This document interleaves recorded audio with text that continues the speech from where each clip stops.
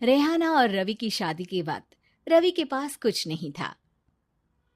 रेहाना, तुमने मुझसे शादी करके एहसान किया है। मुझसे ज्यादा तो तुम कमाती हो।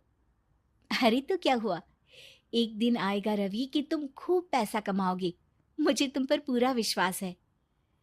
रवि और रेहाना खुद को स्टैंड करने के लिए पूरी मेहनत करते। रेहाना, मैं नौकरी नहीं करना चाहता हूँ। तो कोई बात नहीं, मैं नौकरी करके घर चलाती हूँ, तुम बिजनेस सेट करने की कोशिश करो। एक दिन। रेहाना, तुम जानती हो, मैंने जो विज्ञापन बनाने वाली कंपनी खोली थी ना, उसे बड़ी ब्रांड का ऑफर आया है। अब हम लोगों के दिन ब्यारे न्यारे हो गए हैं।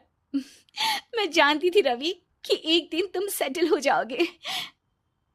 रवि का काम अच्छा चल जाता है।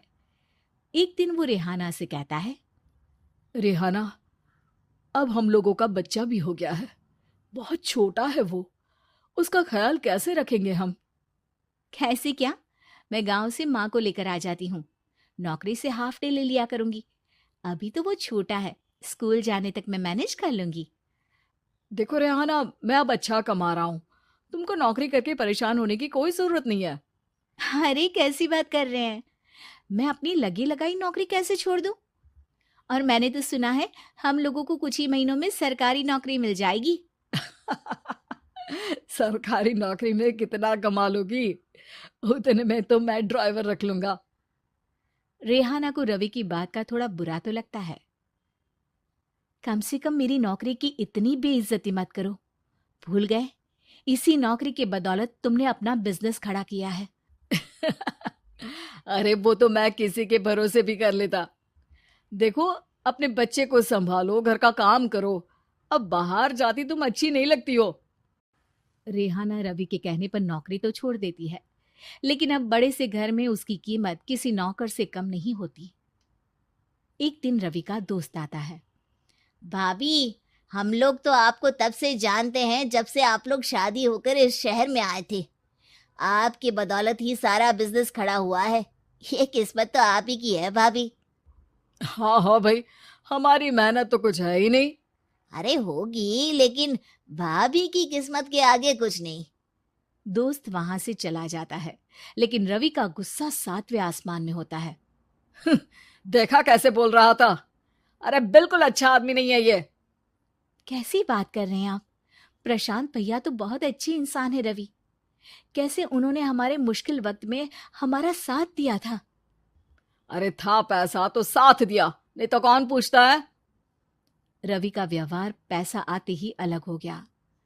वो बंदे को बंदा नहीं समझता। घमंड से घिरे रवि ने तो एक दिन हद ही कर दी। रेहाना, मैं अब तुम्हारे साथ नहीं रह सकता हूँ। क्या? क्या बकवास कर रहे हो रवि? क्या कहना चाहते हो? और क्यों नहीं रह सकते तुम मेरे साथ?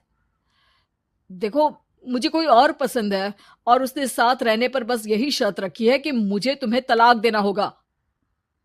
रेहाना, जो कि एक स्वावलंबी महिला थी, उसने बिना देर किए रवि को कह दिया, कोई इश्यू नहीं, मुझे पैकिंग में 4 दिन का वक्त लगेगा, लेकिन तब तक मैं तुम्हारे साथ नहीं रहूंगी। 4 दिन के लिए तुम कहीं और शिफ्ट हो जाओ, मैं घर से निकलूंगी तो बता दूंगी।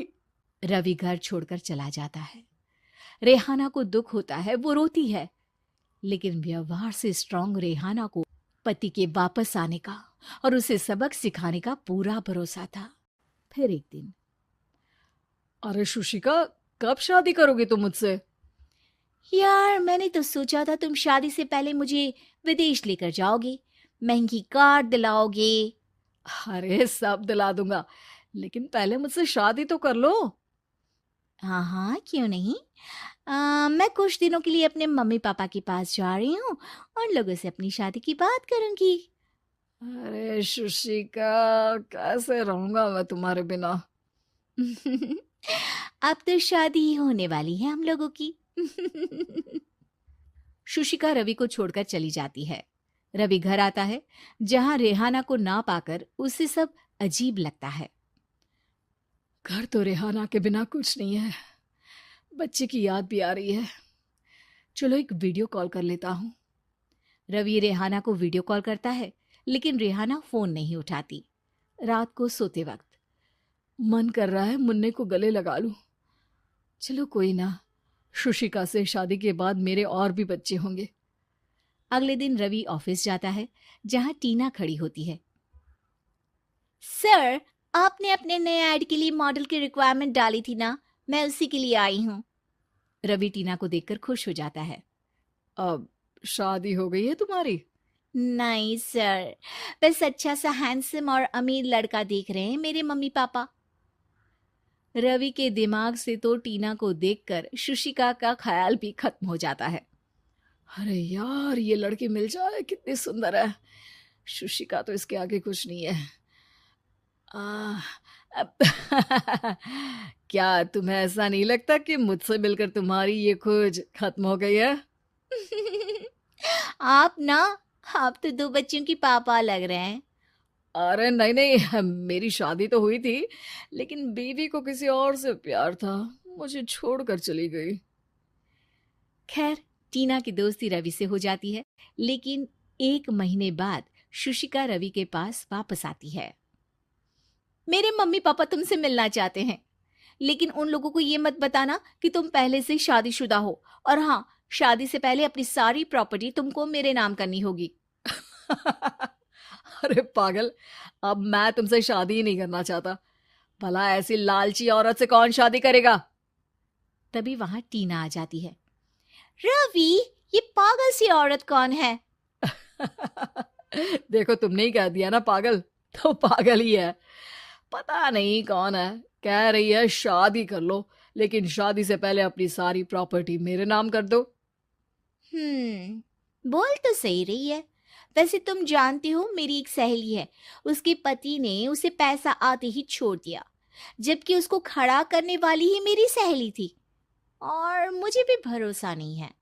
अगर मैं भी तुमसे शादी करूंगी तो तभी, जब तुम मेरे नाम अपनी सारी प्रॉपर्टी कर दोगे। अरे हाँ हाँ, क्यों नहीं, बिल्कुल कर दूंगा। रवि और टीना की शादी की तारीख तय हो जाती है। वो अपनी सारी प्रॉपर्टी